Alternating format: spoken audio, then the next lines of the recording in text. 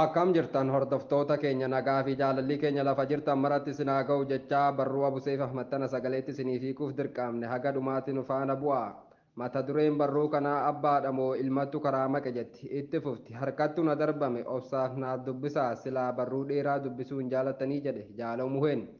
Tokkummaa fi waliigaltee beekaa gaggeessaa fi uummata bal'aa dhabuudhaan hanga har'aatti Oromoo Walloo waan argachuu fi dhuunfachuu qabu hedduu dhabee jira.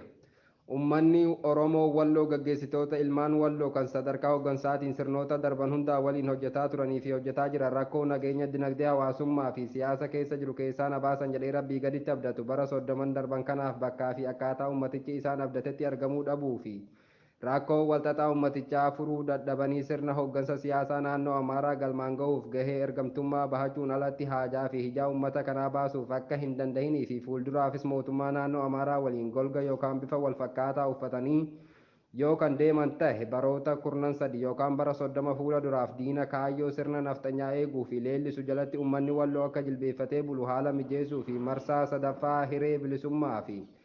of ta'uu uummata Walloo miliqsuu ta'uun isaa har'as uummanni bal'aan gaaffiiti ilaalchaan hubatee sodaa fi dhiibbaa ergama siyaasaa ilmaan isaa itti fe'ee jalaa bahuu hin dandeenye. Oromoo Walloo sirnuma amma keessa jirruu fi gaggeessitoota siyaasaa dhaloota Walloo yookaan politikaal chaanaal siyaasa naannoo Amaaraa ta'an kanaan rakkoo walxaxaa fi bara dheeraaf furmaata dhabee nurraa furanii nu bilisoomsu yaadaa fi ilaalcha bara 13 darbaniif qabu. Jalaa ilaalchaa fi gochaan dammaqee of bilisoomsuu dhabuun isaa dheengaddaa fi kaleessa akkasumas boruu fi iftaan hanga sirna bittaa finxaaleyyii Amaaraa jala jirrutti umrii isaa guutuu arsaa dhiigaa gumaa bilisummaa hin qabne kaffalaa jiraatuun isaa aannan aduu guyyaati. Beekaa fi hayyuun gudeeda gootota Wallootiin dhalate kan rakkoo fi hacuuccaan ajjeefamuu fi doorsifamuun uummata Walloo halkanii guyyaa hirriiba sadhoowwu beekumsaa fi muuxannoo qabuun uummata gurmeessee kaayyoo galmaa fi hegeree uummatichaa kan boruu fi iftaanii irratti dammaqsee qabsoo karaa nagahaa bu'uura heeraa fi seera biyyattii irratti hundaa'uun daandii qabsoo bilisummaa irratti isa qajeelchu dhabuun har'as hiree of ta'uun yookaan bilisummaa isaa arsaa fi gatii dhiigaa fi lafee lafa abbaa isaatii fi eenyummaa isaatiif jecha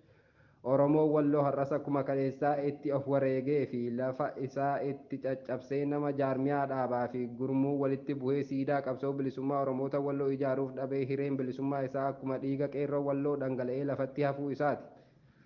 Qomoon Oromoo fi Oromiyaa ilmaan saba guddaa beektonnii fi hayyoonni Oromoo keessaa fi ala jiran gaafa rakkoo Oromoota Walloo waliin rakkachuu gaafa boohe waliin boohuu gaafa beelee nyaachisuu fi bira dhaabbachuun Oromoo Walloo uummata mootummaas ta'ee miidiyaa mataa isaa akka Oromoo Wallootti kan hin qabne ta'uu waan beekaniif sagalee ta'uu fi dhimma isaa uummata addunyaa mara biraan gahuun alatti shiraa fi xaxa siyaasaa Oromoota Walloo irratti Ba'adeenii fi ODP martee fi ukkaamsitee dabartee shira siyaasaa irraa dibaa or Amaaraa or PP fi Amaaraa PP kan golga itti maranii of ijaaranii jalaa karaa qaxxaamuraa Oromoo Walloo ittiin bilisoomuu fi Amaaraa jalaa ittiin bahu beekumsaa fi muuxannoo qabuun qo'annoo fi qorannoo gochuun mala kan dhahee fi karaa kan itti agarsiise hin jiru. Gama kanaanis waa hedduu dhabullee jiraataa jirra hireen isaas gaafa lolame ofirraa lolee du'ee ajjeesuu qofaarratti murtaahee jira. Mallii fi falli uummata kanaa na dhibee jira. Dubbatamee dubbii qofaa ta'ee jira. Iyyamee iyyannaan dhabamee jira. Kan keenya hanganuma murteen jabduu fi murteen haqaa fi xumuraa kanuma rabbii guddaati.